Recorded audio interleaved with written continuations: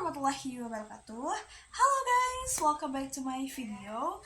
Baik lagi sama aku, Auliza Ramayani, yang bakal temenin semuanya di video kali ini, yang tentunya gak kalah seru, gak kalah menarik dalam setiap pembahasannya ya. Karena setiap materi yang aku bawain itu pastinya tuh penting banget untuk kita semua tahu ya. So guys, keep watching, langsung aja kita masuk ke pembahasannya.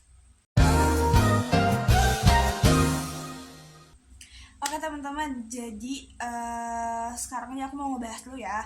Kita kan emang ada di mata kuliah penulisan berita dan artikel ya. Kita berarti mau gak mau akan selalu membahas tentang berita dan artikel ini. Kenapa? Karena emang berita dan artikel ini luas banget ya.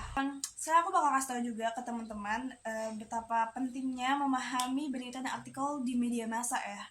Jadi media massa itu kan adalah suatu sarana yang ada untuk manusia bisa memperoleh suatu informasi gitu ya. Nah, jadi media massa ini tentunya penting banget dan selalu kita konsumsi gitu. Jadi dan dari situlah kita bisa meng-up berita dan juga artikel yang kita punya, yang kita miliki, yang kita tulis gitu ya. Sehingga selain keuntungan langsung gitu ya, seperti informasi yang akurat dan juga pembentukan opini yang baik, ketika kita memahami berita dan artikel itu juga bisa membawa dampak baik kepada diri kita sendiri. Dan kita juga bisa lebih cross check gitu, kalau seandainya di berita atau artikel itu kita bisa lebih kritis dan juga lebih kayak, wah ini beritanya bener atau enggak nih, hoax atau enggak.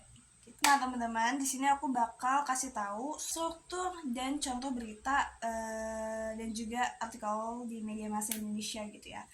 Nah, struktur berita itu yang pertama itu ya kita juga sebenarnya sebelumnya dibahas, tapi aku akan bahas ulang di sini karena yang aku bahas ini adalah struktur di media massa Indonesia gitu ya. Yang pertama itu adalah struktur berita. Nah, struktur berita yang pertama itu adalah judul berita. Seperti yang kita udah pernah bahas dan kita ketahui juga ya. Dan yang kedua itu ada kepala berita atau lead atau teras berita. Terus yang ketiga itu ada tubuh berita. Lalu yang terakhir itu ada ekor berita. Nah, aku bakal bahas juga tentang struktur artikel. Yang pertama itu adalah judul artikel. Yang kedua itu adalah abstrak. Nah, yang ketiga ada kata kunci. Lalu yang keempat ada pendahuluan. Yang kelima ada cara atau metode penelitian. Yang keenam ada hasil penelitian dan pembahasan. Yang ketujuh ada kesimpulan. Lalu yang terakhir ada daftar pustaka. Nah, aku bakal kasih lihat teman-teman contoh berita di media massa Indonesia kayak gini. Di situ ada contoh berita yang berjudul viral. Video pengunjung Malioboro disembur asap rokok pengemis. Satpol PP cari pelaku. Dari kompas.com. Nah, gitu teman-teman. Di situ teman-teman bisa baca dan juga lihat ya bentuk dari berita di media massa tuh kayak gimana. Nah, aku juga bakal kasih lihat teman-teman gambaran atau contoh artikel di media massa Indonesia. Ini dia 1, 2, 3. Nah, di sini kita udah bisa lihat ya contoh artikel di media massa Indonesia dengan judul Peran Media Massa pada Komunikasi. Oke teman-teman, sebenarnya peran media massa dalam komunikasi itu apa sih? Tentu berperan dong teman-teman. Kenapa? Karena media massa ini adalah sumber penyebaran informasi. Kita kan berkomunikasi itu kan dengan tujuan menyampaikan informasi atau menyampaikan pesan kepada halayak atau komunikan gitu ya. Nah, di sini ada peran media massa sebagai penyalur gitu ya, untuk kita dapat menyampaikan informasi yang akan kita berikan gitu. Nah, yang kedua itu adalah sebagai pendidikan dan juga pengetahuan.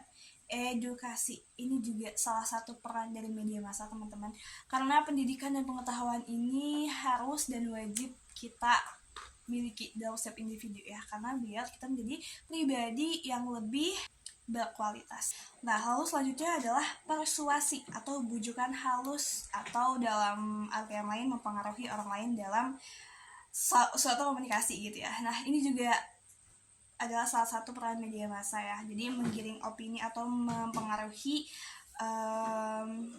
halayak untuk ya sesuai dengan apa yang ada dalam berita atau artikelnya gitu.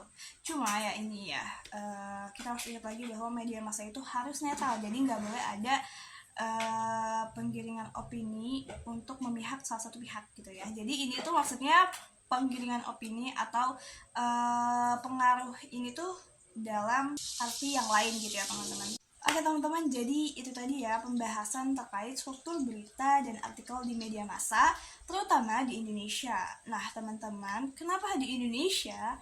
Karena kalau misalnya di luar negeri itu pasti beda-beda lagi gitu. Aturan-aturannya kayak undang-undangnya segala macam, karena kan media massa juga pasti memiliki aturan seperti aturan penyiaran, jurnalistik dan lain sebagainya. Nah karenanya gitu ya, di sini tadi kita ngebahas tentang yang ada di Indonesia gitu, tentang struktur berita dan juga artikel di media massa. Nah, jadi mungkin videonya aku cukupkan aja, segitu aja dari aku untuk pertemuan kali ini. Kita bisa ketemu lagi di pertemuan minggu depan, karena aku juga gak sabar untuk selalu ketemu kalian. Oh my god, gak ada yang bercanda, tapi iya serius gak bohong, aku suka banget bikin video learning journal ini, gemes. Oke guys, thank you for watching, and maaf kalau ada kesalahan kata. Thank you for watching, jangan lupa like, comment, and subscribe. See you next time, bye bye. Assalamualaikum warahmatullahi wabarakatuh.